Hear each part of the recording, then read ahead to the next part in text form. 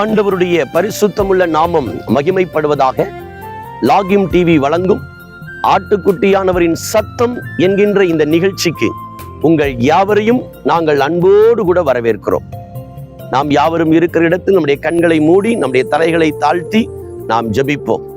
மகா பரிசுத்தமுள்ள எங்கள் பிதாவே, சர்வ வல்லமை உள்ள ஆண்டவரே, உம்முடைய குமாரனாய் இருக்கிற இயேசு கிறிஸ்துவின் நாமத்தில் உம்முடைய சமூகத்திலே வந்திருக்கிறோம். எங்களோடு பேசும், எங்களை ஆசீர்வதியும். இயேசு கிறிஸ்துவின் மூலமாய் ஜெபம் கேளும் நல்ல பிதாவே. ஆமேன், ஆமேன், ஆமேன். பிரியமானவர்களே, இந்த நாளிலே நான் உங்களோடு பேசும்படி எடுத்துக்கொண்ட கர்த்தருடைய வார்த்தைக்கான தலைப்பு மனரம்மியம்.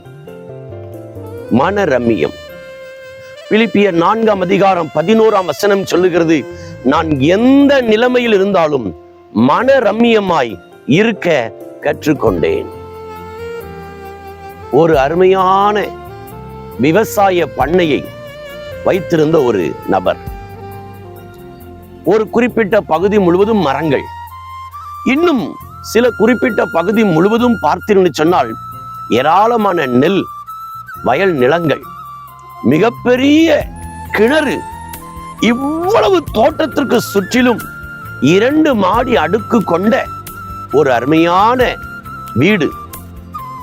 பல ஆண்டுகள் இந்த இடத்திலேயே அவர் இருந்தபோது அவருக்கு சலிப்பு உண்டாகிவிட்டது.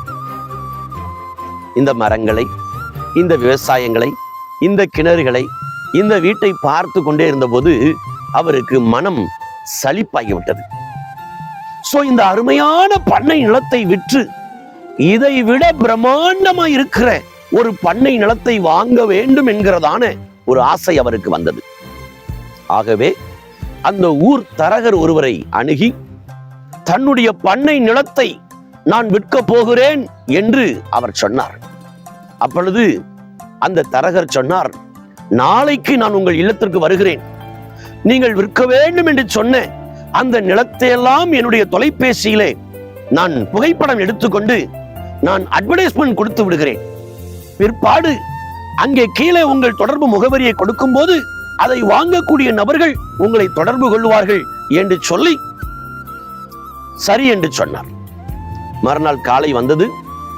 அந்த தரகரும் தன்னுடைய அருமையான மொபைல் போனோடு வந்தார்.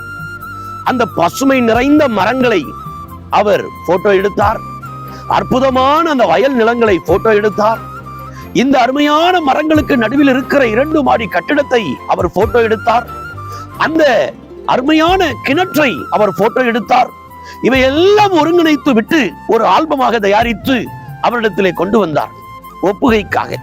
ஐயா, நாளை இதை செய்தித்தாளிலே நான் பரிசீலிக்க போகிறேன். இதை நீங்கள் கடைசியாக பார்த்து விடுங்கள். இதில் ஏதாயிலும் தவறு இருக்குமானால் சொல்லுங்கள், நான் அதை எழுதி விடுகிறேன் என்று சொன்னார். அதை அமர்ந்து அந்த மனிதன் பார்த்தபோது பச்சை பசேன்னு இருக்கிற மரங்கள், அருமையான கிணறு, 2 அடுக்குமாடி வீடு, இன்னும் பண்ணை நிலம் மிகவும் செழிப்பாய் இருக்கிறதை பார்த்து, நீங்கள் இதை விற்க வேண்டாம், இதற்காக ஆடு போட வேண்டாம் என்று சொன்னார். ஏனையா, நேற்று நீங்கள் தானே இந்த நிலத்தை விற்க வேண்டும் என்று சொன்னீர்கள்.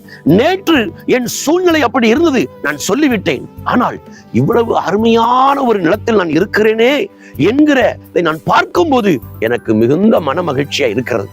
இதை விற்று நான் இன்னொரு இடத்தை வாங்கினால் கூட இதை போன்ற ஒரு மனரம்மியம் எனக்கு கிடைக்குமா என்று எனக்கு தெரியாது. இதை உருவாக்குவதற்கு இத்தனை ஆண்டுகள் நான் இந்த நிலத்திலே பாடுபட்டு இருக்கிறேன். இனி ஒரு நிலத்தை வாங்கினால் கூட இதை போல நான் இன்னும் பாடுபட வேண்டியது இருக்கும். ஆகவே என் முடிவை மாற்றிக் கொள்கிறேன் தரகரே என்று சொன்னபோது நன்றியா என்று சொல்லி விடைபெற்று போனார். இருப்பதில் மனரம்மியம் நமக்கு தேவை. இன்றைக்கு ஆண்டவர் அநேகருக்கு கொடுத்திருக்கிற தாளந்துகளிலே திருப்தி அடைகிறது இல்லை, இருக்கிற வீட்டுல திருப்தி அடைகிறது இல்லை, இருக்கிற வாகனத்துல திருப்தி அடைகிறது இல்லை, இருக்கிற வருமானத்துல திருப்தி அடைகிறது இல்லை, இருக்கிற எல்லா காரியத்திலையும் ஒரு திருப்தி இல்லை. மற்றவர்களை பார்க்கும் போது அவர்களை போல ஒரு வாகனம் எனக்கு வேண்டும், அவர்களை போல ஒரு வீடு கட்ட வேண்டும், அவர்களை போல எனக்கு அந்த வரம் இல்லை, அவர்களை போல எனக்கு இந்த தாளந்து இல்லை, அவர்களை போல எனக்கு திறமை இல்லை, அவர்களை போல எனக்கு அறிவில்லை, அவர்களை போல படிப்பில்லை, அவர்களை போல அந்தஸ்து இல்லை என்று சொல்லிக் கொண்டிருக்கிறோம். தேவன் உனக்கு தந்திருக்கிறதற்காக ஒரு மனரம்யத்தோடு ஆண்டவருக்கு நன்றி செலுத்த பழகுங்கள். அதைத்தான் தேவன் உங்களிடத்தில் எதிர்பார்க்கிறார். ரட்சிக்கப்பட்ட இத்தனை ஆண்டுகள் எத்தனையோ இல்லாத காரியங்களை குறித்து குறை சொல்லிக் கொண்டே இருக்கிறேன். அன்பு சகோதரனே, சகோதரி, ரட்சிக்கப்பட்ட பின்பு தேவன் உனக்கு செய்தவைகளை நினைத்து, தந்தவைகளை நினைத்து, கிருபைகளை நினைத்து ஆண்டவருக்கு நன்றி செலுத்த பழகு. ஆண்டவர் உன்னிமித்தம் சந்தோஷப்படுவார். ஒருவேளை இந்த நிகழ்ச்சியை பார்த்து கொண்டிருக்கிற அன்பு சகோதரனை, ஆண்டவர் உங்களுக்கு ஒரு நல்ல வீட்டை தந்தும் முறுமுறுத்துக் கொண்டிருக்கிறீர்களா? வாகனத்தை தந்தும் முறுமுறுத்துக் கொண்டிருக்கிறீர்களா? வேலையை தந்தும் முறுமுறுத்துக் கொண்டிருக்கிறீர்களா? மகன் மகள்களை கர்த்தர் கொடுத்தும் முறுமுறுத்துக் கொண்டிருக்கிறீர்களா? பாடக்கூடிய தாளந்துகள், ஜெபிக்கக்கூடிய தாளந்துகள், இசை வாசிக்கக்கூடிய தாளந்துகள், பிரசங்கிக்கக்கூடிய தாளந்துகள், இப்படி எல்லாவற்றையும் தேவன் உங்களுக்கு தந்தும் முறுமுறுத்துக் கொண்டு அவர்களைப் போல இல்லை, அவர்களைப் போல இல்லை என்று சொல்லிக் கொண்டிருக்கிறீர்களா? இன்றைக்கு நீங்கள் மனம் திரும்ப வேண்டும். ஆண்டவர் கொடுத்ததுக்கு போதும்.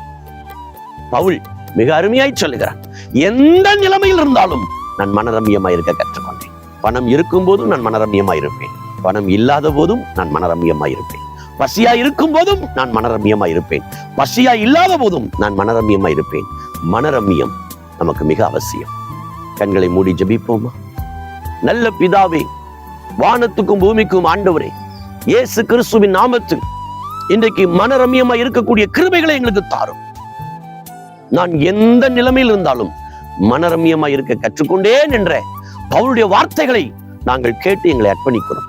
இந்த நிகழ்ச்சியை பார்க்கிற என் அன்பு சகோதர சகோதரிகள் யாருடைய வாழ்க்கையிலும் மனரம்யம் இல்லாமல் இருப்பான்னு சொன்னால் அப்படிப்பட்டவர்கள் மனம் திரும்ப கர்த்தர் கிருபை தாரும். இருப்பதை கொண்டு மனரம்யமாய் தேவனுக்கு நன்றி செலுத்தி சந்தோஷமாய் வாழ பலன் தாரும். ஆசீர்வதியும் வழி நடத்தும். இயேசுவின் மூலம் ஜெபிக்கிறோம் நல்ல பிதாவே, ஆமென், ஆமென். பிரியமானவர்களே, இந்த நிகழ்ச்சியை நீங்கள் மற்றவர்களுக்கு பகிர்வதற்கு மறக்காதபடி உங்களை நாங்கள் ஞாபகப்படுத்துகிறோம். உங்கள் மேலான கருத்துக்கள், ஜெப விண்ணப்பங்களை ஸ்கிரீனில் தெரிகிற எங்களுடைய தொலைபேசி எண்ணிலே தொடர்பு கொள்ளுங்கள். கர்த்தர் தாமே உங்களை ஆசீர்வதிப்பார். God bless you.